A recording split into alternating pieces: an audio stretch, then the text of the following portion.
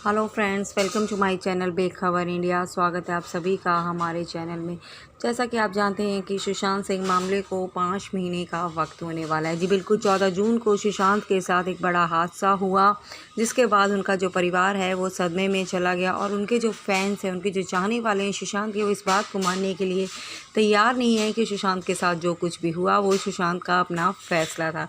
जी बिल्कुल, फिर इस केस की जो कार्रवाई है वो सीबीआई और एनसीबी के हाथों में चली गई और जब एनसीबी ने इस केस की जांच करना शुरू किया तो इसमें कई सारे ड्रग एंगल सामने आए। जी बिल्कुल, इस केस की जो जांच है ड्रग एंगल से करना शुरू कर दिया एनसीबी ने। तो इसी बात जब जी बिल्कुल, इसी बीच एनसीबी ने कई सारे फिल्मी बॉलीवुड के सितारों को भी गिरफ़्तार किया और उनसे पूछताछ की। जी हाँ, इसमें बड़े बड़े बॉलीवुड के बॉलीवुड एक्ट्रेस के नाम सामने आए। जी बिल्कुल, कुछ दिनों पहले दीपिका और उनकी मैनेजर करिश्मा के बीच ड्रग्स को लेकर जो बातचीत हुई थी, वो बातचीत 28 अक्टूबर 2017 को हुई थी। तो उसी मामले में एनसीबी ने इन दोनों को पूछताछ के लिए बुलाया था।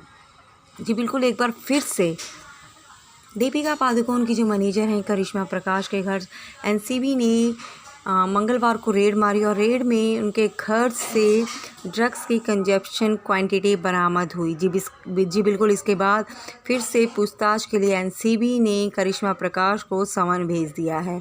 जी हाँ, इससे पहले भी कई बार जी बिल्कुल 2 बार एनसीबी ने करिश्मा से पूछताछ की। एक बार दीपिका पादुकोण के सामने और एक बार अकेले में उनसे पूरी पूछताछ की गई थी। जानकारी के मुताबिक जब एनसीबी करिश्मा प्रकाश के घर रेड मारने पहुंची थी, तब करिश्मा अपने घर पर नहीं मिली थी। इसके बाद एनसीबी ने उनके घर पर समन भेज दिया कि उन्हें पूछताछ के लिए एनसीबी के ऑफिस आना होगा। जी बिल्कुल, एनसीबी के जो जोनल डायरेक्टर समीर वानखेड़े हैं, उन्होंने बताया कि हमने करिश्मा के जितने भी पड़ोसी हैं, आसपास के दफ्तर वाले, उनके परिजन जो उनको जानते हैं, उन सभी को करिश्मा के समन की जानकारी दे दी है।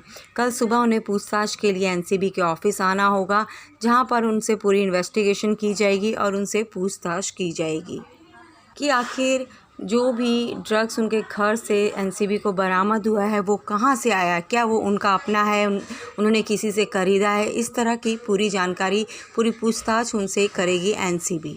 जब पहले करिश्मा प्रकाश से पूछताछ की गई थी तो उसमें करिश्मा प्रकाश और दीपिका की जो बातचीत है व्हाट्सएप के ज़रिए वो सामने आई थी, जिसमें उन्होंने हैश और वीट जैसे शब्दों का इस्तेमाल किया था।